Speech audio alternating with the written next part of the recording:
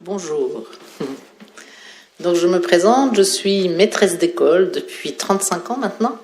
J'étais dans l'enseignement catholique pendant 20 ans. Et puis en parallèle de ce travail, j'ai eu la chance de faire une formation en psycho. Et dans cette formation en psycho, j'ai découvert des dimensions sur le lien à l'autre qu'on ne m'avait pas appris dans mon métier et qui m'ont beaucoup servi dans la façon de gérer mon groupe classe.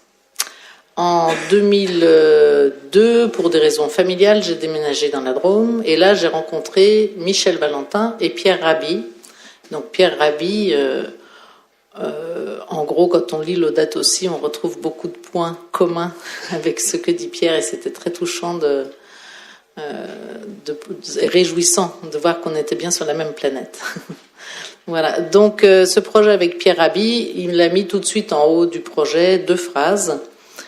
Quelle planète laisserons-nous à nos enfants? Et une deuxième phrase qui tout de suite titille les neurones des pédagogues, quels enfants laisserons-nous à cette planète? Voilà. Donc on s'est mis à réfléchir à ce sujet et puis comme moi j'étais enseignante et formatrice à Lyon pour la relation entre l'enseignant et l'enseigné, je me suis prise au jeu et à un certain moment je leur ai dit mais il y aurait une école, on pourrait mettre en application tout ce qu'on dit là. Et donc cette école existe maintenant depuis 2006. Elle a été reconnue par l'Éducation nationale en 2014. C'est une école privée laïque sous contrat avec l'État. Elle accueille 38 élèves aujourd'hui et nous avons mis au cœur de notre projet l'inclusion d'enfants en grande difficulté scolaire. Donc sur les 38, il y en a 9 qui ont ce qu'on appelle un dossier avec la MDPH, c'est la Maison du Handicap, et qui ont une notification d'AVS. Donc les AVS, c'est les aides de vie scolaire. Voilà. Donc nous, on est assez convaincus que ces enfants-là, s'ils sont inclus à la journée dans le groupe, pour eux-mêmes, ça va être une vraie richesse parce que les autres les poussent et les tirent, et socialement, c'est un très bon apprentissage. Et pour les autres, c'est un trésor de vie parce que ce sont des enfants qui nous apprennent la générosité, qui nous apprennent la joie de vivre et surtout le courage. Voilà, ils sont d'une pugnacité redoutable et quand nous, qui n'avons pas trop de problèmes pour apprendre, on se décourage, mais il suffit de les observer pour se dire bon ça va, lui ça fait 60 fois qu'il recommence, je peux peut-être quand même tenter une deuxième fois sans me vexer. Voilà. Donc à l'école du Colibri, la nature était vraiment au centre. Donc l'école se trouve dans le centre agroécologique des Amanins. En gros, pour vous rapidement vous dresser le tableau, c'est une ferme en polyculture élevage. Le principe de la ferme, c'est qu'on atteigne une forme d'autonomie, pas du tout de l'autarcie, mais une autonomie, c'est-à-dire que tout ce qui est déchet, quelque part, devient ressource pour une autre partie de la ferme. Donc je vous donne un exemple très simple. Par exemple, on a du maraîchage et de l'élevage. Dans le maraîchage, on a besoin d'avoir du purin pour pouvoir tout simplement nourrir la terre. Donc les animaux font des excréments, donc on va récupérer ce compost. Donc le compost, c'est un cadeau vraiment très important pour la ferme. On va faire du fromage. Comme on fait du fromage, on a du petit lait. Le petit lait étant un élément très polluant, on a des cochons qui mangent le petit lait. Enfin voilà, chaque fois qu'il y a un déchet, on cherche la ressource que ça peut être pour quelqu'un d'autre, pour une autre partie du cycle du vivant. Voilà, donc les enfants vivent l'école. C'est une école classique, ils sont dans le bâtiment toute la journée, mais ils ont ce lien avec la ferme et avec le vivant qui est vraiment très fondateur pour les apprentissages. D'abord parce que d'une façon pratico-pratique, ils font les choses pour de vrai, donc ça c'est toujours beaucoup plus simple pour comprendre, voilà. Et puis d'une autre façon, ça nous permet vraiment d'appuyer, nous, le message du respect de la planète et de la nature, dans le sens où on essaye vraiment de leur transmettre qu'ils en sont dépendants. Et non pas l'inverse. Voilà, qu'ils en font partie et qu'ils en sont dépendants. Dépendants dans le sens où, par exemple, à la cantine fait partie du projet, ils mangent toujours que les légumes servis à table. Et les légumes, c'est toujours du jardin à l'assiette, donc ce sont les produits fabriqués par la ferme. Donc il va falloir accepter quelquefois de manger de la courge le lundi, de la courge le mardi, le jeudi, le vendredi, parce que c'est la saison de la courge et que, par exemple, en maraîchage, on a un peu raté la carotte. Voilà. Et c'est la vie. Voilà. Donc, les enfants apprennent ça. Ils apprennent aussi le respect de la nourriture. Donc, le pain, notamment, puisque nous, on fait la chaîne complète du pain. Depuis le grain, on a le moulin et ensuite le four à pain. Voilà, nous à l'école, c'est très important, il est absolument interdit de jeter du pain. Donc les enfants ont le choix d'en prendre ou pas, et donc on leur explique tout le cycle qu'a suivi le pain, toute l'énergie qu'il a demandé, aussi bien énergie humaine que énergie fossile, et que à ce titre-là, c'est pas possible de juste dire j'en prends puis j'en laisse la moitié de la tranche, quoi. Voilà. Donc on essaye vraiment de leur apprendre ce respect-là, hein, et de bien comprendre qu'ils sont dans ce cycle où tout est dépendant et que du coup, s'ils gaspillent, ça aura une incidence sur l'ensemble. Voilà, donc ça c'est vraiment un des gros aspects du projet. Là, un deuxième aspect du projet, c'est que nous nous sommes rendus compte nous-mêmes en montant ce projet que nous étions des handicapés de la coopération. Alors je pense qu'en plus on était parti avec un handicap parce que comme on avait rencontré Pierre Rabhi, je crois qu'on s'est un petit peu pris la tête en se disant que nous, ce serait pas pareil que les autres, qu'on y arriverait fort bien et sans problème, et puis pas du tout, on a fait comme tout le monde, c'est-à-dire que la coopération, c'est un truc compliqué. La coopération, pour nous, en termes de pédagogie, c'est central dans la façon de travailler avec les enfants parce que aujourd'hui, vous entendez peut-être parler des neurosciences. Les neurosciences passent leur temps à valider ce que de façon empirique, nous avions trouvé sur le terrain de toutes les pédagogies actives. Donc toutes ces pédagogies, notamment le PERFOR, c'est une des pédagogies aujourd'hui, par exemple, c'est complètement reconnu par les neurosciences. Voilà. Il faut éprouver, il faut faire le tâtonnement expérimental de Freinet, il faut être chercheur, et quand on est chercheur et qu'on vit les choses, en fait, on les intègre et on les apprend. Je n'apprends pas juste en écoutant quelqu'un. Ça suffit pas. En fait, j'ai besoin de le passer par l'intérieur, j'ai besoin de le comprendre, de l'éprouver et de le matérialiser si c'est possible. Si c'est une donnée abstraite, c'est vraiment de le faire exister dans ma tête. Et ensuite, ça c'est la bonne nouvelle, c'est par la reformulation, en le transmettant à quelqu'un, que je vais vraiment l'intégrer. Donc j'ai un besoin fondamental de l'autre. J'apprends pas tout seul. Ça, vraiment, avec les enfants, nous, c'est une valeur qu'on met vraiment en avant. Du coup, cette pédagogie inspirée de tous ces mouvements, nous, on n'a pas de méthode particulière. On estime qu'en pédagogie, on doit être nous aussi des chercheurs. Donc, on connaît plein de méthodes et on adapte les méthodes aux enfants qu'on a devant nous. Donc, en gros, ils sont sur de la recherche expérimentale, de la démarche expérimentale, pour ceux qui connaissent un petit peu. Donc, plutôt des mouvements Freinet, si ça vous donne un repère. Mais on rajoute des tas d'outils, parce que suivant la difficulté qu'il a, voilà, tiens, un jeu de Montessori va très bien fonctionner, on va l'utiliser. Avec tel autre enfant, on va en inventer un, parce que lui, il a une façon de penser, on n'avait jamais vu ça, parce qu'il est unique. Voilà. Et donc, chaque fois, il va falloir trouver une autre façon de le faire. Donc, nous, on est vraiment dans cette posture de chercheur en pédagogie. Et puisqu'on nourrit la relation, pourquoi est-ce que ces méthodes-là sont si peu appliquées à l'école ? C'est parce qu'il faut la gérer, cette relation. C'est pas si simple. Et que d'avoir faire la classe comme ça, comme je fais ici devant vous, avec des gens polis qui disent rien, c'est hyper simple. Après, je suis pas sûre que vous reteniez tout ce que je vous raconte, mais j'ai l'illusion que vous m'écoutez, c'est quand même formidable. Et moi, je repars très satisfaite de ma petite prestation, mais ça veut pas dire que vous avez compris. Avec des enfants, il y a 35 ans, ils faisaient comme vous. Ils étaient sages, ils m'écoutaient. Aujourd'hui, ils me font comprendre qu'ils ne comprennent pas et que ça ne les intéresse pas. Voilà, donc beaucoup de gens nous disent « mais les enfants d'aujourd'hui sont plus du tout attentifs ». Je ne suis pas sûre. Je pense simplement que les enfants d'aujourd'hui sont plus difficiles et ils ont l'habitude de zapper, ils ont l'habitude de changer de chaîne, ils ont l'habitude de passer à autre chose, donc ils sont demandeurs d'intérêt, quoi. Et si ça ne les intéresse pas, il n'y a plus le scénario social et familial qui leur dit « à l'école, tu respectes l'enseignant, s'il te plaît, et tu ne lui réponds pas ». Ça, c'est plus transmis dans les familles. Ça, c'est très clair. Ce n'est plus transmis dans les familles. Donc, nous, à l'école, du coup, on doit gagner une posture de confiance où on va appeler ça faire autorité sur les enfants qui sont face à nous. C'est-à-dire qu'en gros, leur montrer, oui, moi, j'ai des choses à t'apprendre et dans la logique, ça devrait t'intéresser. Et là, les enfants de primaire, c'est juste... C'est un âge où ils ont une soif d'apprendre absolument phénoménale. Tout les intéresse. Je ne sais pas ce qui n'intéresse pas un enfant de primaire. Et ce sont principalement des écolos. C'est très étonnant, comme à cet âge-là, il y a une présence à la nature et au respect de la nature qui est particulièrement forte.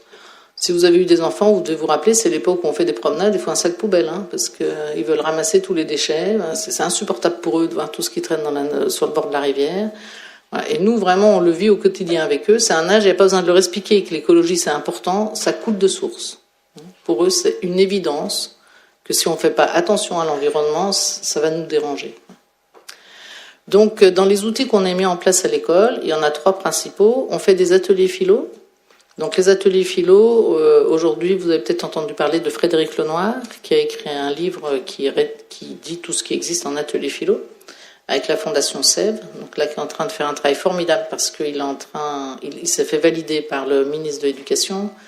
Et donc, les ateliers philo devraient fleurir partout dans les écoles primaires et on espère bien que ça va continuer, collège, lycée. Mais l'idée, c'est vraiment d'insuffler ça en primaire parce qu'en primaire, on est à une période de l'éducation qui est très particulière. La tranche des 6-12 ans, c'est la tranche de la découverte de l'autre, du décentrage. Jusqu'à 6 ans, je ne suis pas décentrée, donc j'apprends de moi-même à moi-même, mais je suis en train de construire ma colonne vertébrale intérieure. Donc c'est vraiment très important. À partir de 6-7 ans, j'ai la capacité de me décentrer, c'est le fameux âge de raison, où je deviens capable de me raisonner. On sait aujourd'hui avec les neurosciences que le lobe frontal est un petit peu plus mature comme à 6-7 ans. Vous vous rappelez qu'avant, de 0 à 6 ans, en gros, ce que nous on appelait caprice quand ils étaient petits, aujourd'hui on sait avec les neurosciences que ce ne sont pas des caprices. Ce sont des enfants qui ne savent pas redescendre. S'ils partent dans la colère, parce qu'ils ont leur toute puissance à user et ils vont arriver dans une situation, mais comment ça, c'est juste insupportable. Je me rappelle de ma petite fille l'autre jour qui passait à travers un dossier de chaise, puis à un moment ça passait pas. Et elle me regardait désespérée en disant mais non, la condition humaine elle est insupportable. C'est quoi ce truc où je passe pas là, Donc cette espèce de colère du tout petit, où s'il commence à monter dans les tours, en fait, il n'est pas capable de redescendre.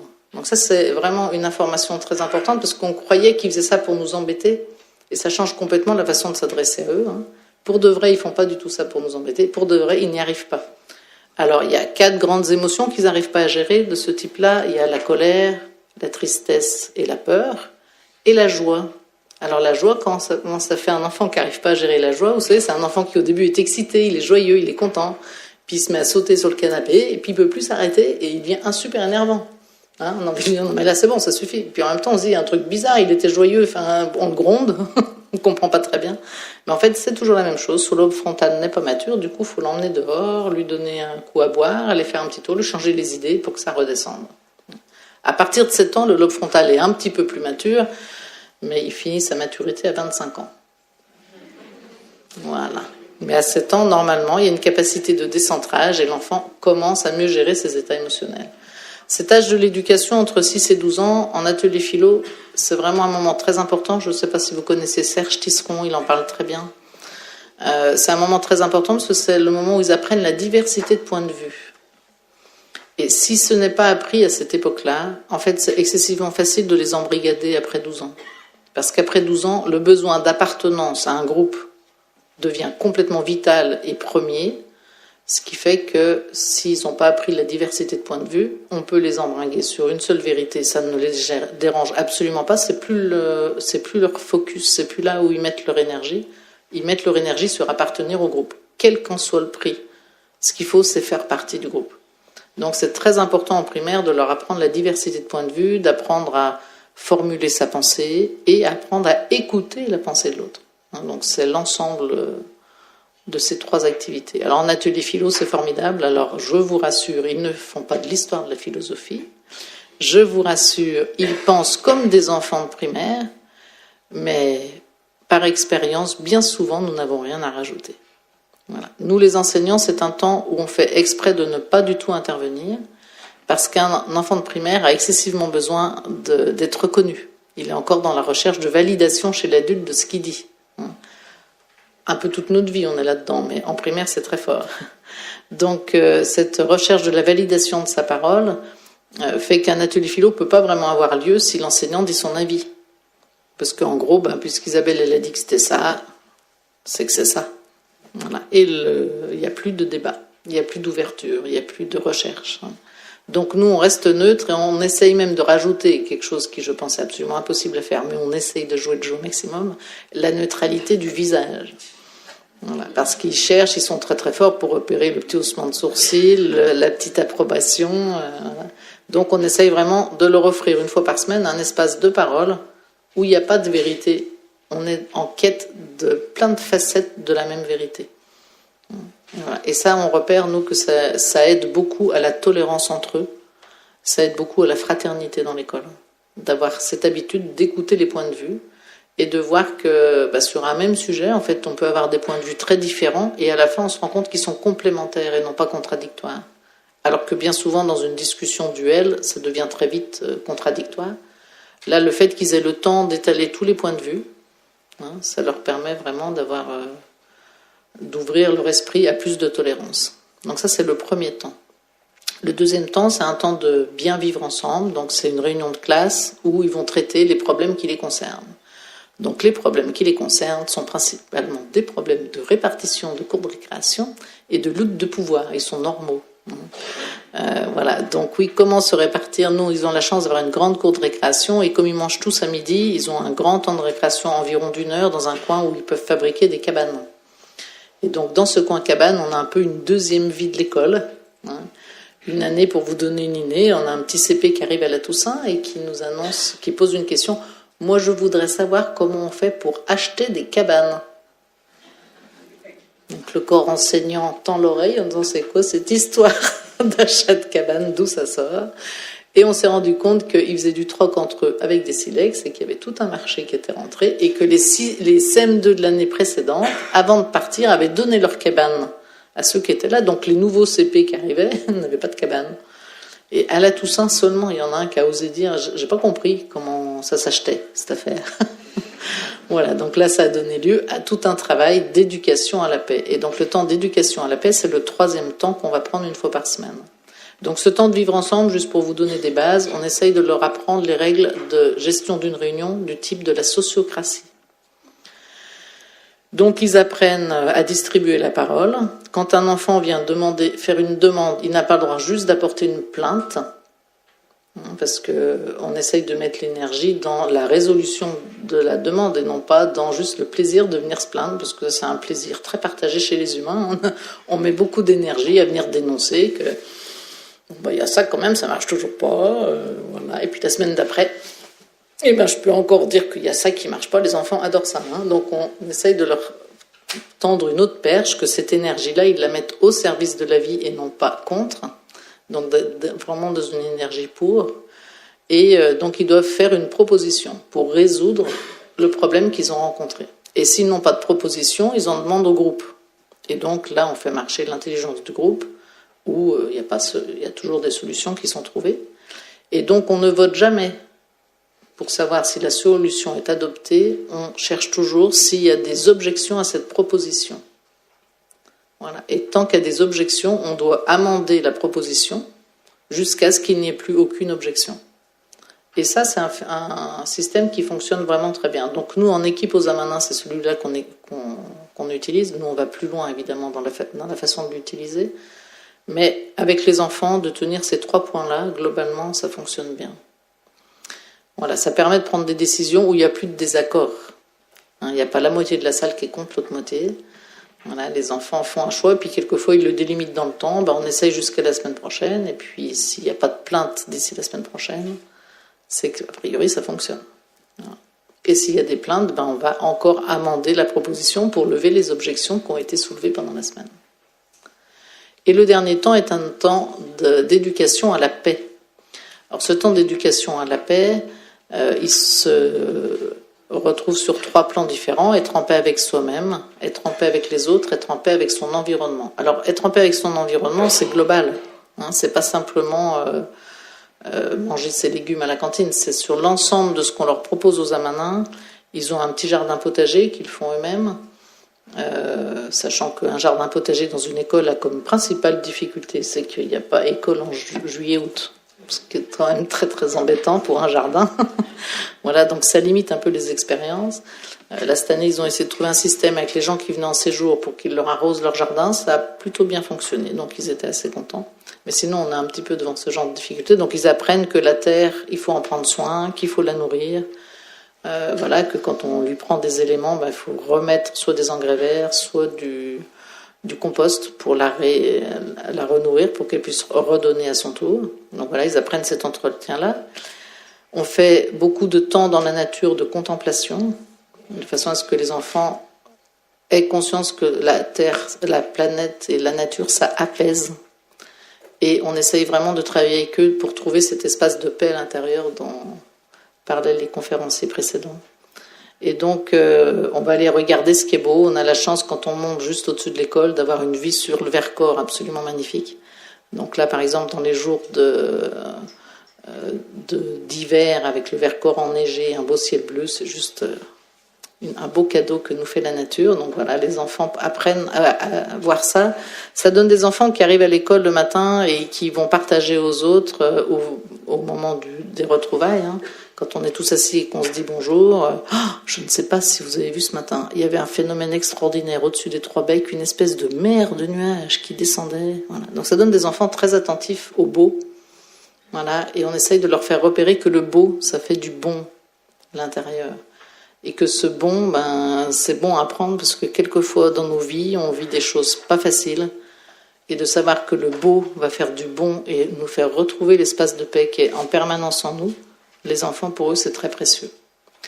L'autre chose par rapport à la dépendance à la nature, on essaye au moins une fois par an de provoquer un événement où on est obligé d'arrêter de travailler parce que le jardin nous appelle. Voilà, en disant aux enfants, c'est impossible de mettre jardin le vendredi de 2 à 4 dans un emploi du temps parce que c'est la météo qui décide en fait. C'est la nature qui dit quand est-ce qu'on peut venir et c'est pas nous qui décidons quand est-ce qu'on y va. Alors il y a bien des choses à organiser évidemment, mais il va falloir trouver une organisation avec eux. Donc on se débrouille toujours pour à un moment sauter les maths et le français et leur dire non mais là il a plu il y a 2 jours, maintenant le terrain est bien ressuyé, c'est le moment d'y aller, donc on y va. Voilà, pour bien leur dire que c'est eux qui sont, que c'est la nature qui leur donne les indications et non pas l'inverse. C'est nous qui devons nous inspirer d'elle et non pas nous qui pouvons la maîtriser et la commander. Une autre année, on a eu, aux Amanins, on est un petit peu sur un pic et au mois de mars, on a eu 50 cm de neige, c'était complètement inattendu. Bon, ça faisait station de ski, c'était pas compliqué. Donc, il n'y avait que de la neige aux Amanins, tous les villages alentours, on descendait, il n'y avait déjà plus de neige. Donc le soir, on a écrit à tous les parents, écoutez, demain, qu'ils viennent en tenue de ski, parce qu'il y a de la neige. Et donc le matin, quand ils sont arrivés, on avait regardé la météo, l'après-midi, il faisait 12. Donc on savait que c'était fini, il n'y aurait plus de neige. Donc on leur a dit, écoutez, là, on a un vrai problème. Voilà, la nature nous fait un cadeau magnifique. Et qu'est-ce qu'on fait? Donc on n'a pas travaillé, on est allé jouer dans la neige. Voilà. Donc c'est vraiment ce retour de la place de la nature qu'on essaye de leur transmettre. Être en paix avec soi-même, c'est ce qu'on disait déjà avec la nature, toute cette capacité d'aller trouver l'apaisement à l'intérieur de moi. Donc on va beaucoup travailler sur les états émotionnels, ils font du théâtre d'impro, ils font du théâtre de clown. Voilà, ils vont mettre en avant leurs émotions pour qu'on se mette d'accord sur un vocabulaire commun. On s'inspire beaucoup de la communication non violente pour aller lier l'émotion qui a émergé et quel est le besoin qui n'était pas satisfait, puis on essaye ensemble de satisfaire le plus de besoins possible. Et on leur apprend surtout à gérer les états émotionnels désagréables. Quand j'ai un état émotionnel désagréable, ce qui est interdit à l'école, c'est d'aller taper l'autre parce que je suis en colère. Par contre, c'est ok que je sois en colère. Ça, c'est ok. L'émotion qu'elle a, elle est très précieuse. Elle me dit où j'en suis, donc je l'accueille. Mais comment je vais faire pour me faire du bien? Parce qu'elle n'est pas très agréable à vivre. Donc, ils ont à disposition des mandalas de façon autonome à aller chercher un mandala et se mettre de côté et se calmer tranquillement. Ils ont une boîte à soucis dans laquelle ils peuvent écrire ce qui ne va pas, par exemple, quand c'est quelque chose qui vient de la maison. C'est pas la peine que ça me gêne en plus pour apprendre à l'école, parce que sinon le soir, je vais avoir 2 problèmes encore. Le problème de la maison, je vais le retrouver, et j'aurai en plus pas travaillé à l'école. Donc on leur apprend à se responsabiliser sur, tu le mets de côté le temps de l'école. Donc c'est une boîte qui est fermée avec du scotch, personne n'y a accès. On en est sûr. Voilà. Donc ça, c'est la boîte à soucis. Ils ont tout ce qui sont les activités culturelles, artistiques et corporelles, donc la respiration, le yoga, des exercices de méditation. Alors on ne dit pas encore méditation à l'école, ça commence à venir, mais moi je me méfie parce que en France, quelquefois, les mots sont mal compris. Donc il y a un exercice qui s'appelle calme et attentif comme une grenouille. Donc on dit qu'on fait la grenouille. Voilà. Mais en gros, c'est des exercices de recentrage pour retrouver mon axe intérieur. Donc ça, vous pouvez le trouver dans plein de cultures. Et là, on le retrouve avec les enfants. On leur apprend vraiment ça, à se recentrer, à retrouver l'espace de paix à l'intérieur et pour pouvoir repartir dans une activité avec plus de calme et d'attention. Et la dernière chose, c'est être en paix avec les autres. Donc ça, vous imaginez bien que c'est le gros morceau. Voilà. Donc principalement, ils apprennent tous à être médiateurs. Ça, c'est quelque chose auquel on tient beaucoup. Donc, tous les ans, ils réapprennent la médiation de façon à banaliser l'outil. Dans nos vies d'adultes, enfin moi, en ce qui me concerne, je commence à savoir faire un petit peu, mais je fais encore pas vraiment comme eux. Quand on a un conflit avec quelqu'un, il y a une part de nous qui est là à dire oui, c'est pas grave, on va pas non plus en faire un fromage, je peux vivre avec. Non, puis c'est bon, c'est passé, c'était hier, n'en parlons plus. Et puis moi, je constate que ça reste, pour de vrai. En fait, ça reste à l'intérieur et que j'ose pas en reparler à l'autre, voilà. Et puis que quelques mois plus tard, s'il y a de nouveau quelque chose avec cette personne-là, le package de 3 mois avant, il vient s'empiler sur le nouveau. Ça s'en va pas, en fait. C'est curieux, ce truc-là. Voilà. Donc avec les enfants, ce qu'on essaye de leur apprendre, c'est justement à redescendre les compteurs à 0 tout le temps. Donc une médiation, ça peut servir à ça. Donc une médiation, le principe est très simple, c'est qu'il y a A et B qui sont en conflit, ils vont demander à un médiateur de les écouter, le médiateur est neutre, donc c'est ça qu'ils apprennent à faire, à écouter avec bienveillance et neutralité ce que dit l'autre, et je te répète ce qui s'est passé pour toi, je te répète ce qui s'est passé pour l'autre, et là en général le malentendu est levé. C'est d'une simplicité redoutable, c'est-à-dire que la plupart du temps, en fait, on était chacun dans notre monde, on a pris une posture dans son monde, et dans le monde de l'autre, ça n'a pas fait le même effet que dans le nôtre. Et que simplement de se le dire, ça dégonfle le conflit. Du style, par exemple, un enfant va s'asseoir à une place, et l'autre voulait prendre cette même place, et l'autre enfant, lui, il a rien vu. Et donc on lève le malentendu. C'est aussi simple que ça. Et donc ça, c'est 98% des relations. C'est lever le malentendu et lever la convoitise. Parce que voilà, les enfants, ils travaillent ensemble et on apprend par imitation. Ça, c'est un truc incroyable. C'est toute notre vie qu'on apprend par imitation. Du coup, ça génère beaucoup de comparaisons. De fait, je me compare à celui qui fait à côté.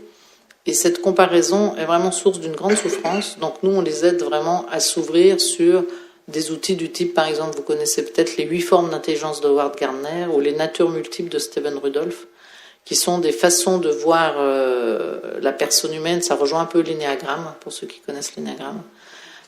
C'est des grilles de lecture qui ouvrent à des élans vitaux qu'on a en nous et du coup de comment accompagner les enfants, non pas à se limiter à ce qu'on peut percevoir à l'école, mais savoir qu'il y a tout ce panel-là qui existe et que du coup dans la comparaison, peut-être que toi tu cours très vite, mais moi il y a des endroits où je suis aussi compétent, quoi. Voilà, si je suis plus rivée sur la compétence de l'autre que je n'ai pas, je peux voir tous mes talents et la belle personne unique que je suis. Voilà. Donc la médiation entre eux, beaucoup de jeux coopératifs. Les jeux coopératifs, pour ceux qui ont fait du scoutisme, on n'est pas très loin du scoutisme, c'est assez lié à ces jeux-là. Ce sont des jeux où il n'y a pas de gagnant, pas de perdant, c'est pas le but du jeu. Mais le but du jeu, c'est qu'à un moment, si on coopère, ça devient... D'abord, c'est des jeux où on rigole beaucoup, et si on coopère, on arrive à réussir la tâche. Alors, il y a un jeu pour moi qui est très symbolique de ce qu'on vit dans l'humanité actuellement, qui est le jeu des pingouins. Donc, ce sont des pingouins qui vivent sur la banquise, en plein hiver. Donc, il y a une grosse banquise, donc elle est symbolisée au sol par des papiers journaux. Et donc, on dit aux enfants, vous allez vous baigner dans la mer, et puis quand on tape dans les mains, il faut vite remonter sur la banquise, et le meneur de jeu va juste vérifier que vous n'avez pas un bout de dos de pied qui dépasse, parce que si vous avez un bout de dos de pied qui dépasse, l'orque va venir vous manger. Donc ils adorent ce jeu, et puis au fur et à mesure du jeu, on s'amuse à leur dire que l'été arrive, la banquise fond, donc on enlève des morceaux de papier journaux. Et inévitablement, avec des enfants de primaire qui n'ont jamais fait ce type de jeu, à un moment, il y en a qui n'arrivent plus à monter sur l'île. Et là, ils les regardent en disant, t'es mort. T'as pas de chance, toi, quand même. T'es pas né au bon endroit, quoi. Voilà, c'est un petit peu ce qu'on fait avec les immigrés. Donc c'est terrible, parce qu'il y a vraiment ce côté-là, t'es mort. Puis on leur dit, non, mais c'est un jeu coopératif. Il n'y a pas de mort. Et là, on voit que ça vient chercher une autre zone du cerveau. C'est la coopération. La coopération, c'est l'art de mettre en commun mes besoins et ceux de l'autre. Et pour moi, c'est encore mieux si je mets en même temps ceux de l'environnement. C'est-à-dire, coopérer, c'est tenir compte des besoins des 3 entités en même temps. Les miennes, mes besoins à moi, oui, j'ai le droit d'avoir des besoins spécifiques, les besoins du groupe et les besoins de l'environnement. Et si je tiens compte simultanément des 3, en fait, j'ai des chances d'être juste. Mais moi, je ne sais pas comment ça a été pour vous, mais moi j'ai été éduquée dans une famille très catholique où on m'a beaucoup dit qu'il fallait que je m'occupe des autres. Et on sous-entendait même que c'était pas bien de s'occuper de soi. J'ai beaucoup entendu l'expression se regarder le nombril, c'est pas bien. Voilà. Et puis il m'a fallu des années pour comprendre qu'en fait c'était une erreur forte de m'avoir transmis ça, parce qu'il faut faire les deux. Parce que si je m'occupe que des autres, au bout d'un moment, je vais leur demander de la reconnaissance. Je vais leur demander de la gratitude. Je vais leur dire, vous avez vu, alors ça fait les phrases qui tuent dans l'éducation du style, avec tout ce que j'ai fait pour toi. Voilà. Hein, ça, c'est quand on l'a pas fait pour soi d'abord, quoi. Voilà. Dans le don à l'autre, si je le fais parce que ça me fait de la joie de le faire, je suis pas dans l'attente de la reconnaissance de l'autre. Mais si j'ai pas noté qu'au départ, je crois que c'est Mathieu Ricard qui vient de sortir un livre qui s'est amusé à intituler Soyez égoïste. Voilà, vraiment dans le sens de mais quand je donne à l'autre, je le fais aussi pour moi. Et si je reconnais ça, mais du coup, je vais donner encore plus. Parce que ça me fait vivre de la joie, de la fierté personnelle. Je peux me regarder dans le miroir le soir en me disant mais ouais, c'est chouette, quoi. Je suis content d'avoir contribué à la vie, je suis content d'avoir contribué à cette émergence du beau chez l'autre ou de la belle personne qu'il est, et ça fait du bien, quoi. Voilà, et du coup, il ne faut pas qu'on se gêne. Voilà, donc brosser très rapidement, voilà ce que nous leur apprenons à l'école.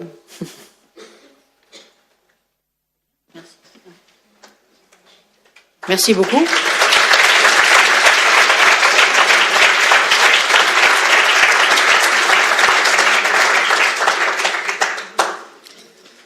On voit bien que c'est toute une école de vie, en effet. Je suppose que vous avez bien quelques questions à poser. Bonjour, Priscille de Poncin, de Chrétiens Unis pour la Terre.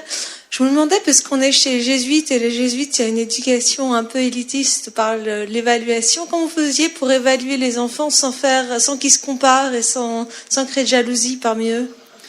Alors moi, je prends les choses un peu à l'envers. La comparaison, elle est là.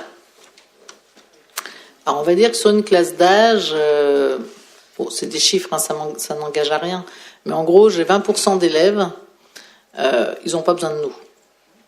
Voilà. Donc eux, la note les intéresse parce que ça leur crée de l'émulation. Quand on réussit tout le temps sans rien faire, c'est pas pareil d'avoir 16 ou 18 ou 20. Et là, ça devient intéressant d'avoir des notes, d'être évalué et d'avoir de l'émulation. Ça marche pas pour les autres. C'est pour ça que c'est embêtant la note, parce que ça en laisse un paquet sur le côté quand même. Voilà, parce qu'en termes de comparaison, le phénomène le plus classique, c'est l'enfant qui se décourage en se comparant à l'autre, hein, et qui se dit mais à quoi bon, quoi, je n'y arriverai jamais. Donc l'évaluation, elle fait partie de l'accompagnement d'un enfant. C'est impossible d'enlever l'évaluation, mais nous on est sur une évaluation complètement personnalisée, complètement différenciée. Néanmoins, à un moment, moi j'ai besoin, en tant qu'Isabelle, professeur des écoles, d'avoir un repère qu'on va appeler entre guillemets la norme. J'ai besoin de savoir qu'un enfant de 8 ans, globalement, de façon classique, voilà ce qu'il sait faire. Et c'est un repère pour moi très important parce que ça valide d'abord que je ne fais pas faire n'importe quoi, parce que les repères, on les perd très vite d'une année à l'autre. Hein. Quelquefois, on a des groupes très très faibles. L'année suivante, on a un groupe excessivement brillant et c'est étonnant. On n'amène pas du tout les enfants au même endroit, quoi. Vraiment, c'est des alchimies de groupe qui sont comme ça. Hein.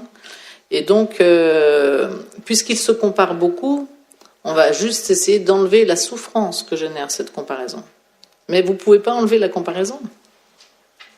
C'est-à-dire qu'il va falloir faire avec. Ça fait partie du processus humain d'apprentissage. Je me compare à l'autre. Enfin, je ne vois pas comment on pourrait empêcher ça. Alors nous, c'est d'autant plus fort à l'école que les enfants sont regroupés par niveau le matin en maths et en français. Après, ils sont mélangés tous les après-midi. Là, on remélange tous les âges. Mais les CM2 sont ensemble le matin, les CM1 sont ensemble, etc. Donc, ils sont par groupe de 8-9. Mais ils savent exactement où ils en sont.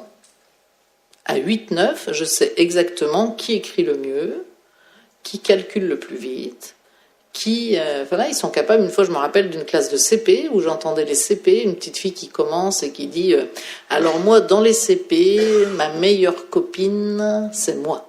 Alors là, quand vous entendez ce genre de phrase, vous vous approchez parce que c'est mignon.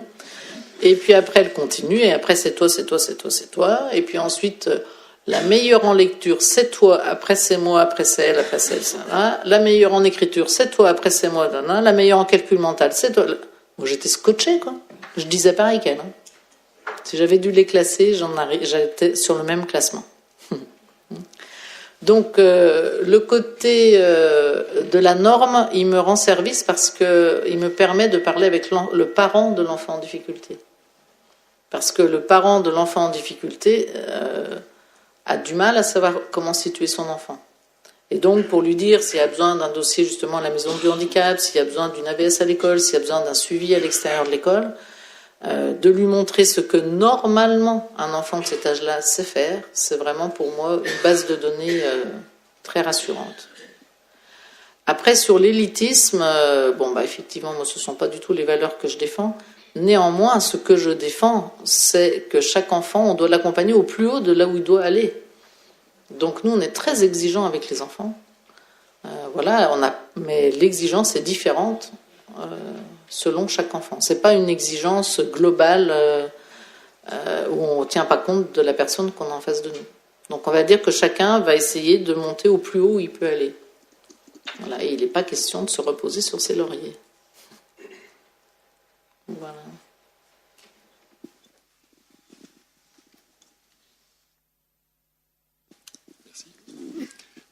Bonjour, Henri Perrier.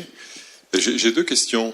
La première concerne la place des parents dans la proposition. Où sont-ils? Est-ce que vous les associez? Et la deuxième, je comprends que ça fait une douzaine d'années que l'école a été fondée. Est-ce que vous avez des retours d'anciens élèves? Que disent-ils de ce qu'ils ont vécu de cette expérience? Alors, pour parler d'abord des parents, au niveau des parents, quand on a monté l'école, donc comme c'était une école hors contrat, vous connaissez bien le problème de ces écoles-là au départ, c'est le financement. Donc moi, comme j'étais enseignante avant, j'ai dit non, moi je veux bien une école hors contrat, mais il n'est pas question que les parents soient mes clients, sinon ça va complètement fausser la coéducation. Moi, je vais les caresser dans le sens du poil pour qu'ils restent parce qu'ils payent. Enfin, c'est pas le jeu de l'éducation, quoi. On va pas y arriver. Donc Michel Valentin, qui était le fondateur des Amanins, a pris en charge sur ses deniers, il a fait don à l'école de la scolarité et des salaires des parents jusqu'à la reconnaissance de l'éducation nationale. Voilà. Donc on a eu un mécène, on a eu une chance énorme. La relation avec les parents, néanmoins, dès le départ, on leur a dit, il va falloir mettre la main à la pâte. Et donc les parents donnent une demi-journée d'aide à l'école par mois. Donc ça leur en fait 10 par an. Donc une demi-journée d'aide, ça concerne le ménage. Donc tous les mercredis, on a 2 parents qui viennent faire le ménage complet de l'école. Ils font 3 fois la cantine. Alors ça, ce sont des gros services parce qu'ils arrivent à 9h le matin. Ils vont aider le cuisinier des Amanins à éplucher les légumes. Ils font la petite main. Ensuite, ils servent le repas avec l'enseignant et ils font la vaisselle. Donc c'est pas rien. Et puis ils ont 5 autres demi-journées sur l'ensemble des Amanins parce que l'école faisant partie de l'ensemble des Amanins, l'école est chauffée par la chaudière des Amanins, c'est la même électricité, on a quelqu'un des Amanins qui nettoie notre toilette sèche. Donc on fait un échange de services de cette manière-là. Alors je vous parle de tout ça parce que ça on l'a fait pour des raisons économiques, c'était pour éviter d'élever trop le prix des scolarités. Mais on a un effet qui se coule très inattendu, qui est qu'en fait on se rencontre tout le temps avec les parents de façon informelle. Donc on est une école, par exemple, où nous ne connaissons pas les problèmes de cantine. Parce que les parents, allant faire la cantine avec les cuisiniers, se rendent compte de ce que c'est qu'une cantine. Donc quand ils disent « mais mon petit est enrhumé, il faudrait bien arrêter les laitages », ils se rendent compte que c'est pas très facile pour le cuisinier de penser à faire un plat pour 30 et puis de faire une petite part sans fromage. Et puis voilà. Et du coup, le fait de travailler avec la personne, de le vivre avec la personne, ils prennent conscience du collectif dans lequel ils rentrent. Et leur demande individuelle se transforme. Ah oui, mais en fait, je comprends, oui, ça marche pas là. Alors que d'habitude, on est un petit peu en bagarre, même avec les enseignants, c'est pareil. Hein. Mais vous avez puni toute la classe, il n'en est pas question. On dit, mais en fait, quand il y a 3 enfants qui empêchent de faire du sport, on a été obligé d'arrêter le sport. C'est une réalité du groupe. Et là, les parents, ah oui, ok, c'est pas la même chose qu'à la maison. Quand il y en a un qui met le bazar, les deux autres peuvent continuer. Mais nous, on a un groupe devant nous. Donc il y a des réalités collectives qui sont très différentes des réalités intimes, familiales. Donc c'est tout le temps une coéducation en distinguant qu'on va parler du même enfant. Donc on a beaucoup d'entretiens avec les parents pour ça. En coéducation, c'est-à-dire qu'il n'est pas question de savoir qui a raison, qui a tort. On essaye d'échapper aux réflexes humains énormes de la patate chaude. C'est-à-dire qu'un enfant qui va pas bien, quand on se retrouve autour d'une table entre adultes pour en parler, le réflexe souvent c'est de chercher. Est-ce que c'est les parents qui l'éduquent mal ? Bah oui, nous les enseignants on pense que c'est les parents. C'est évident quand même. Et les parents ils sont là, oui, c'est peut-être la maîtresse qui s'y prend mal. On est bien barré avec ça, quoi, ça marche pas. Donc là, en réunion de coéducation, on se retrouve en disant on va parler du même enfant, vous dans un milieu intime et familial, nous dans un milieu collectif. Et on va essayer de comprendre comment l'accompagner pour qu'il pousse droit. Qu'est-ce qui se passe chez vous qui peut nous aider à mieux comprendre ce qui se passe chez nous ? Et on va se compléter. C'est le temps des alliances que c'est plus le temps. Donc avec les parents, on est vraiment dans ce phénomène-là. Et puis sinon, pour répondre à la deuxième question, les tout premiers qu'on fait les 5 ans, Zamanin sont en terminale cette année. On a des liens forts avec eux parce qu'on les a eu 5 ans. Et ça, c'est un des bonheurs de la classe unique. C'est qu'en fait, moi, quand j'étais dans des écoles classiques, j'avais ma classe une année, puis j'avais que 7 ans. Tous les ans, je changeais d'élèves. Or, je mettais jusqu'à la Toussaint pour les apprivoiser, pour poser mon cadre dans ma classe. C'est comme si c'est pas autrement. Voilà. Là, le cadre est posé maintenant, et ceux qui arrivent, ils rentrent dans le cadre posé par l'ensemble. On n'a plus besoin de poser le cadre. Et on les connaît super bien parce qu'on les suit pendant 5 ans. Ce qui fait qu'on a une vision des enfants vraiment très complète, où on arrive vraiment à les aider de façon très fine. Donc on peut vraiment diversifier nos exigences. Et donc pour ceux qui sont partis, globalement, l'arrivée en 6e s'est tout le temps très bien passée. Globalement, ils ont de très bonnes notes. Et nous, le pari qu'on avait fait, c'était un peu de se dire, mais si on nourrit bien l'estime de soi d'un enfant, et si la base de données à l'intérieur, elle est bien tranquille, il va savoir se décaler. Et en fait, c'est très touchant de les entendre parler de leurs profs, parce que d'abord, on leur dit toujours, attendez, vous allez voir, il y a une mode quand on est ado de dire que toutes les profs sont nuls, mais si vous êtes bien observateur, il y en a toujours plus de bien que de pas bien, quoi. Donc on vous invite à vraiment repérer les profs qui sont bien, parce qu'il y en a plein. Et les enfants reviennent en disant, bah oui, t'as raison, il y en a plein de biens. Bon, il y a tel prof, par exemple, un élève une fois qui me disait, tu te rappelles en maths, moi, Isabelle, c'était difficile pour moi quand même. Et l'autre jour, il me balance mon devoir sur le bureau, et puis moi, j'ai vu que j'avais 14, je me suis auto-félicitée, parce que lui n'était pas capable de le faire. Voilà. Voilà, donc ça donne des enfants qui ont du recul sur ce qui se passe, et du coup, il y a assez peu de jugement des adultes. Les retours qu'on a eu peut-être les plus intéressants, c'est qu'ils étaient un peu perdus de voir que tout d'un coup on gérait plus du tout les histoires de conflits et que c'était la foire d'empoigne, et ils ont été souvent choqués de ce qui se passait entre élèves. Donc quand même c'est violent, Isabelle, hein. Et puis quand on essaye de leur apprendre ce que nous on a appris à l'école du Colibri, je crois qu'Isabelle, les ados, ça les intéresse pas. Ils disent plus la même chose depuis 2 ou 3 ans. Depuis 2 ou 3 ans, ils reviennent en disant « je me suis mouillé », enfin, ils ne le disent pas comme ça, c'est moi qui le retraite. Je suis délégué de classe et je leur ai dit que je pouvais leur apprendre la médiation. On ne va pas se battre comme ça dans la cour de récréation tout le temps. Et ça, je pense que le changement, il vient des équipes de profs. Parce que les équipes de profs ont rajeuni et que les nouveaux profs sont demandeurs de ça, à fond. Donc, ils ont repéré qu'aux Zamanin, les enfants avaient appris, donc ils les poussent derrière en disant « tu ne veux pas l'apprendre au groupe ?» Voilà. Donc ça, c'est plutôt un côté réjouissant. Voilà, après, ils ont fait toutes les sortes d'études. Hein. Voilà, il y en a quelques-uns en terminale, il y en a d'autres qui ont déjà quitté le cursus. Voilà, il n'y a pas que l'école qui influence le parcours d'un enfant. On sait aujourd'hui qu'un enfant à 18 ans n'est allé que 1 an et 8 mois à l'école. Il a dormi pendant 7 ans. Il a été en famille pendant 5 ans. Il a fait des activités culturelles et artistiques pendant 2 ans en dehors de sa famille. Et il a joué sur les tablettes et les écrans pendant 2 ans et 4 mois. Donc quand la société et les médias, dès qu'il y a un problème social, se tournent vers l'école en disant « bon, allez l'école, il faut faire quelque chose », actuellement on se trompe, quoi. Il faut tous qu'on s'y mette. Il faut tous on est éducateur. De toute façon, comme un enfant apprend par imitation, à partir du moment où vous êtes à côté d'un enfant, quoi que vous fassiez, c'est une façon de l'éduquer. Même si vous faites rien, il se dit tiens, ça c'est un adulte qui ne fait rien. Vous l'éduquez, vous lui transmettez quelque chose. Quoi que vous fassiez, vous transmettez. D'où, voilà, nous, notre dada à l'école du Colibri, c'est la formation des adultes et la responsabilité des adultes, notamment par rapport à leur histoire d'enfant, de ne pas dire que ça vient de l'enfant s'il nous déclenche et qu'il dit un truc, c'est insupportable. Hein. C'est se dire, ah, s'il fait ça, c'est qu'il est inquiet. Qu'est-ce qu'il y a donc en moi qui ne tient pas debout, qui l'inquiète? Et on va aller travailler sur notre posture intérieure. Donc on est en supervision tous les mercredis matins, supervision de toute l'équipe pour travailler là-dessus. Voilà. Oui, bonjour, Martin de l'équipe du CERAS. Une petite question, parce que à vous entendre, et le projet éducatif fait très envie. Mais par contre, j'ai l'impression qu'il n'y a qu'une trentaine de places. Comment est-ce que vous gérez l'entrée? Parce que je suppose qu'il doit y avoir peut-être plus de demandes. Et comment l'aspect coopératif aussi, vous l'étendez aux autres écoles de la même carte scolaire? Alors, à l'école, nous maintenant, on tire les élèves au sort.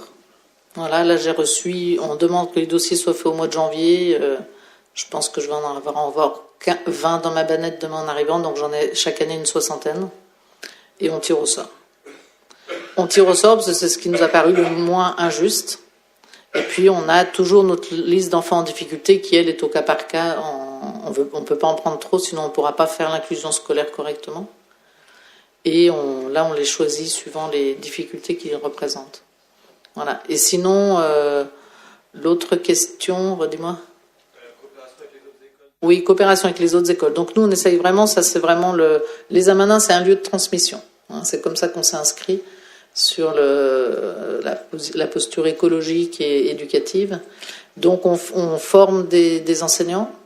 Donc on en forme 120 par an à peu près. On leur transmet ces outils-là. Il y a un livre qui est sorti. Normalement, il doit être en vente à l'entrée. Voilà. Il y a un DVD aussi, Quels enfants laisserons-nous à la planète, de Anne Barth, qui montre très concrètement les outils utilisés par les enfants. Les conférences. Voilà. On essaye le plus possible de répondre à la demande. Nous, on a été très dépassés par la demande. En fait, quand on a ouvert l'école, je me rappelle très bien que je me faisais du souci sur mon isolement pédagogique. En disant, je vais être en pleine campagne, parce que c'est quand même la pleine campagne, hein, là où on est. Mais déjà, est-ce que je vais avoir des élèves? Et puis surtout, je serai en classe unique toute seule, quoi. Est-ce que je ne vais pas tourner en rond au bout d'un moment? Voilà, donc la notoriété de Pierre Rabhi, et aujourd'hui la notoriété de l'école, parce qu'aujourd'hui c'est l'école qui est reconnue, font que c'est exactement le contraire qui se passe. On est visité par des grands pédagogues, on vient nous demander des trucs, on se dit, oh mon Dieu, voilà. Bon, et puis à force de vous expliquer et de vous expliquer ce que je fais, j'apprends, quoi. Hein, c'est toujours le même système de l'apprentissage, c'est-à-dire que je sais de mieux en mieux dire ce qu'on fait dans notre école, et je sais de mieux en mieux en parler, puisqu'on m'invite à reformuler ma pensée régulièrement. Donc à force de reformuler ma pensée, elle est de plus en plus claire. Voilà, donc aujourd'hui, effectivement, on est très regardé à l'école du Colibri, et on apprend à gérer ça parce que c'est pas si simple. Donc on veut garder ce nombre d'enfants parce que ça a du sens par rapport au projet, et ça n'aurait pas de sens d'agrandir l'école. Chaque fois qu'on nous demande et à quand la prochaine école du Colibri, on dit mais non, mais nous on n'a pas l'intention de créer d'autres écoles, c'était pas ça l'objectif. L'objectif c'est plutôt d'aller soutenir le corps enseignant qui existe, parce que économiquement c'est impossible de créer ça. Donc il y a plein d'enseignants du public qui viennent nous voir. On a aux Amanins, on se rend compte qu'on rassemble le public et le privé. C'est-à-dire que dans les formations, on se retrouve avec des enseignants du public, des enseignants du privé qui d'habitude ne se parlent pas, et là ils sont ensemble parce qu'ils sont en train de parler éducation au-delà des étiquettes. Au-delà des méthodes, ils sont en train de parler éducation parce qu'ils sont passionnés par le sujet et qu'ils ont envie vraiment d'apprendre et d'évoluer. Et du coup, ça fait une complémentarité. Moi, j'aime beaucoup. Vraiment, on a des gens qui ont déscolarisé leurs enfants et qui viennent tomber des nues, comprendre ce que c'est qu'une école. Enfin voilà, c'est très intéressant de voir, parce que pour moi, l'école a un lieu de socialisation, d'apprentissage de la citoyenneté. Et ça, c'est Philippe Mérieux, avec qui je travaille beaucoup, qui défend beaucoup ce point de vue-là. Et vraiment, oui, l'école, c'est un lieu pour apprendre à faire ensemble. Vous vous rendez compte, un enfant de 4 ans qui arrive à l'école, depuis qu'il est petit, quand il tire la galette des rois, il a la fève. Quand il arrive à l'école, il l'a pas. Mais le collectif, c'est juste un truc pas drôle, quoi. C'est quoi le collectif? Ah non, il faut penser aux autres, il faut partager. Mais c'est pas drôle du tout, cette affaire. Mais le collectif, ça apporte plein de choses que je ne peux pas faire tout seul. Et donc nous, vraiment, on va essayer de leur apprendre ça. Toi, pour ceux qui chantent dans une chorale, on voit bien il y a des effets chorales, je les ai pas quand je chante tout seul. Voilà. Et donc voilà, c'est ça qu'on va leur transmettre. Il y a les deux qui sont importants. Mais l'effet groupe, mais c'est juste génial de travailler à plusieurs. Et puis, à plusieurs, on a des idées qu'on n'a pas tout seul. Donc, dans la créativité, c'est super d'être à plusieurs, parce que ça enrichit.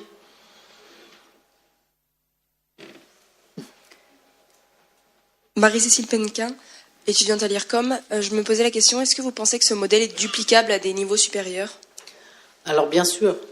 Bien sûr. Au collège, en France, au collège, la principale souffrance, c'est qu'on n'a pas réfléchi le collège. Alors, on a fait un sous-lycée. Dans beaucoup de pays européens, ils ont fait un surprimaire. C'est-à-dire qu'ils ont continué à peu près le même fonctionnement avec un prof principal, des profs qui font plusieurs matières, parce que tant que je suis au collège, j'ai besoin, au collège, l'âge très particulier, j'ai besoin de m'approprier les apprentissages et les savoirs, donc j'ai besoin de commencer à avoir du choix. Aujourd'hui, on les assoit en randonnion et on leur déverse du savoir. Même les profs sont malheureux de ça, quoi, en disant « mais je sais bien que ce que je fais ne sert pas à grand-chose ». Parce que je déverse du savoir. Le cerveau, c'est une mémoire, aujourd'hui avec les neurosciences, on le sait très bien, qui fonctionne avec l'éprouvé. Si j'ai pas éprouvé les choses, en fait, ça reste pas. Et au collège, actuellement en France, on fait faire du bachotage. Ce qui fait que quand ils regardent les résultats des enfants de collège en fin de troisième, ils sont plutôt moins bons qu'en fin de CM2. C'est ahurissant quand même. Ils ont perdu en savoir-faire. Ils ont perdu en autonomie de travail. Alors, ça ne veut pas dire que tout est mauvais dans le collège. Moi, je connais plein de profs de collège formidables. Mais tous ceux qui sont formidables, ils disent tous qu'ils les font beaucoup travailler en groupe, qu'ils leur font faire beaucoup de recherches, beaucoup de travaux personnels, parce que c'est un âge où on a besoin de s'approprier les choses. On ne peut pas juste dire, il faut que tu apprennes ça parce que c'est au programme. Au collège, il y a une révolte intérieure qui dit, mais moi, j'ai pas choisi ce programme, quoi. Ah, c'est que pour avoir des notes, on s'en fout des notes, enfin... Voilà, alors en plus, ils sont pris dans des pièges qui n'ont aucun rapport avec l'école, qui sont, c'est l'âge des hormones, ils sont complètement préoccupés par ce qui se passe dans le lien affectif avec l'autre, et ça, c'est le sujet tabou du collège. Mais au collège, il faut leur parler que de ça. Moi, j'ai eu un de mes enfants qui n'a pas aimé l'école, j'ai 3 enfants, et le second fait sans doute que je suis ce que je suis aujourd'hui, parce qu'il m'a beaucoup appris, les autres aussi m'ont appris, mais lui, il a eu une spécificité, il n'a pas aimé l'école. Quand on est instit, c'est un peu déroutant, ça. Comment ça, t'aimes pas l'école? Mais je t'assure, c'est bien. Non, j'aime pas. D'ailleurs, je ne comprends pas pourquoi on nous fait faire apprendre des poésies. Crois-tu que Victor Hugo a écrit cette poésie pour qu'on l'apprenne à l'école? Alors là où ça fait très mal, c'est que j'y avais pas pensé. C'est ça qui a été violent pour moi. C'est-à-dire que je m'étais pas posé la question. Et là, quand il me pose cette question, je dis, mais non, mais s'il croit que la poésie, c'est pour apprendre par cœur à l'école, c'est quand même très triste. Que les poètes n'écrivent pas pour qu'on apprenne par cœur à l'école. C'est pas le but du jeu. C'est un enfant qui a tout le temps été plus intelligent que le système. Alors au collège, il a pété un câble. Déjà en primaire, c'était pas facile, mais alors, au collège, c'est pas facile du tout. Et du coup, au collège, en gros, les profs lui ont dit, tu ne travailles pas assez, tu ne fais que faire rire tout le monde, donc si tu continues, tu vas redoubler. Il a redoublé. Si tu continues, tu vas être viré. Il a été viré. Si tu continues, tu vas aller en BEP. Il est allé en BEP. Et quand il a pris la décision d'aller en BEP, les profs sont venus lui dire, tu verras, c'est formidable. Ils m'ont dit, mais là, non, ils me prennent pour un con depuis le début, quoi. Depuis le début, ils me disent que la menace, c'est tirer en BEP. Et maintenant que j'y vais, ils me disent que c'est bien. Vraiment, ils me prennent pour une andouille. Voilà. Donc, il est allé en BEP. On a la chance à Lyon d'avoir un lycée, le lycée Lamache, qui est un lycée professionnel formidable, où il propose aux étudiants 4 BEP. Donc, il avait le choix entre les 4 BEP jusqu'à la Toussaint. Et ensuite, il pouvait choisir son parcours. Il a fini, il est allé jusqu'au bac pro. Là où je vous dis qu'il est très marqué par le système, c'est que quand on a voulu boire le champagne s'il avait son bac, il n'a pas voulu. En nous disant, mais c'est pas un vrai bac. Ça marche pas. Parce que le système scolaire dit, c'est nul. Voilà. Et cette case, aujourd'hui, c'est en train de bouger. Mais en France, on est très marqué par une hiérarchie des diplômes.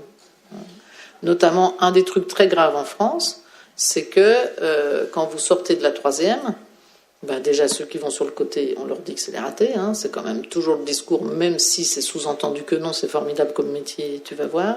C'est quand même pas ça qu'on leur dit en 6e. On leur fait bien comprendre que la bonne filière, c'est le bac général. Dans le bac général, rappelez-vous tous, moi, ma génération, on appelait les bacs A, B, C, D. Ils ont fait une super réforme, maintenant on dit littéraire, économique et social, S avec option sciences ou S avec option maths, ce sont les 4 mêmes, rien n'a changé. Donc là, une réforme qui va sortir, j'espère, qu'ils vont enfin casser ce mythe du bac, parce que pour ces enfants-là, en fait, Loïc, j'ai eu la chance, moi, quand il était en fin de 3e, d'avoir un orientateur qui travaillait avec des outils du Québec, et au Québec, en général, ils sont assez pointus sur l'orientation professionnelle, et il m'a dit, mais votre fils, vous pouvez le passer en seconde, il va finir par le décrocher, son bac, mais derrière, rien. Il sera incapable de travailler à la fac parce qu'il n'a pas du tout cette autonomie-là, et il n'y aura aucune école qui va le prendre. Alors que s'il fait un BEP, il peut aller après en bac technique, et si ça l'intéresse de reprendre des études, il pourra le faire. Et là où moi ça m'a frappé, c'est qu'effectivement sur le parcours qu'a fait mon fils, il est arrivé à retomber sur ses pieds, et aujourd'hui il est très fier. Voilà, il a un travail, il est manuel, donc c'est un électricien, il réussit très très bien, il a monté sa boîte, et il est ravi de son métier. Et aujourd'hui, il croise plein de ses copains qui ont la trentaine et qui disent « Mais attends, moi j'ai suivi le modèle, quoi. J'ai fait une grande école d'ingénieur et là je me retrouve coincé derrière un ordinateur et je me dis que ça peut pas être ça la vie, quoi. » Voilà. Donc on a un vrai virage actuellement qui se prend avec les jeunes qui est très enthousiasmant parce qu'ils se posent les bonnes questions.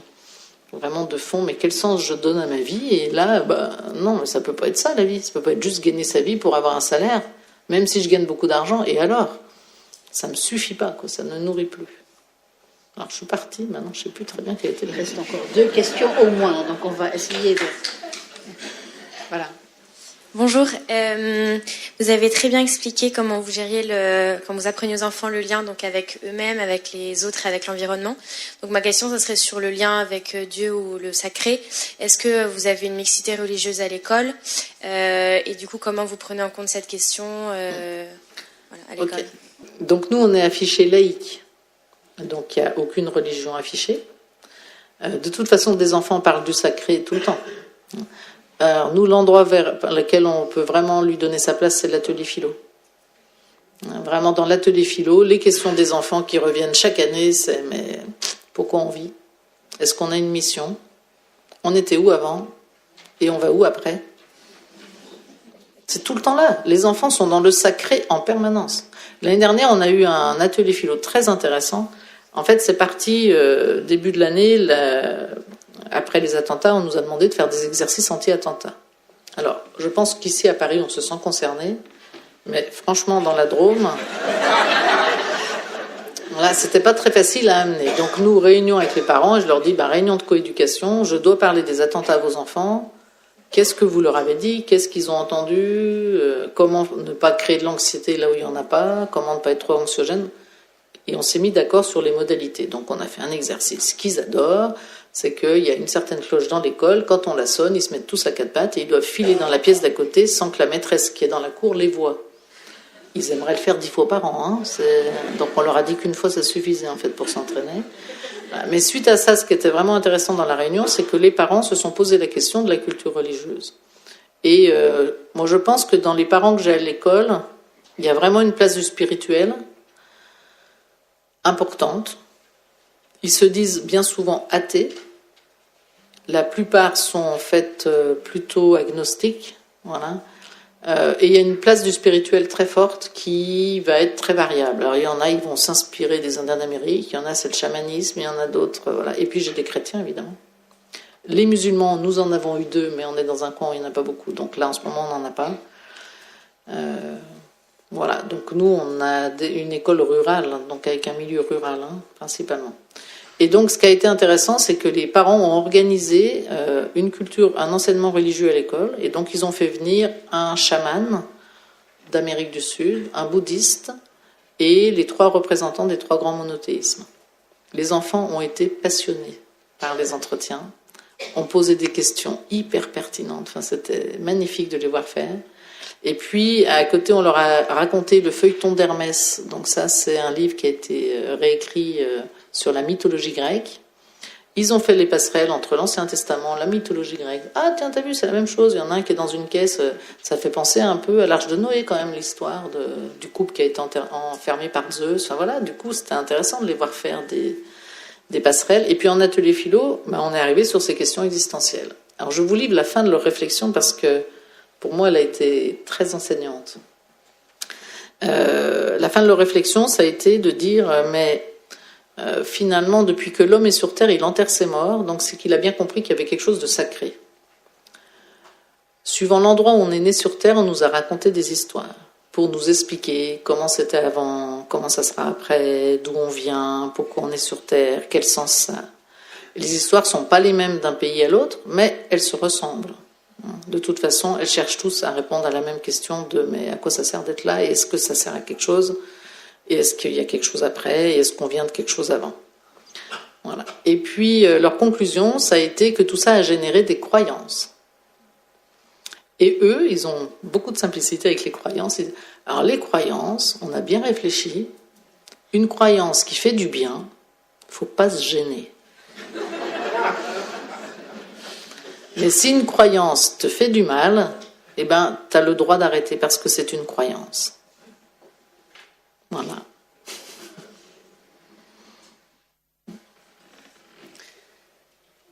Il y avait encore une question au fond, je crois. Ah, Amaury. Oui. Je voudrais un petit peu vous pousser dans vos retranchements.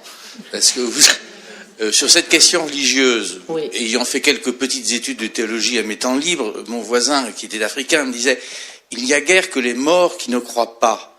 Pas au sens des croyances, au sens d'un investissement de la personne sur une représentation métaphysique du sens de la vie. » Excusez-moi, je vous le dis de manière un peu compliquée. Mais je vois la manière dont vous traitez la question avec vos enfants du primaire, qui est extrêmement habile. On fait un exposé des situations.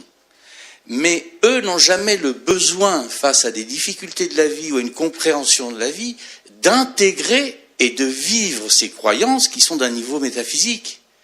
Parce qu'on a... je veux dire, qu'est-ce que ça va fabriquer comme forme? Pourquoi la religion est structurante de la personnalité? Alors, est-ce que vous êtes en train de développer, qui est peut-être un nouveau modèle, d'une espèce d'enfant qui rentre dans un supermarché des croyances? Celle-là me fait du bien, circonstanciellement, mais ce n'est pas structurant, c'est juste un baume.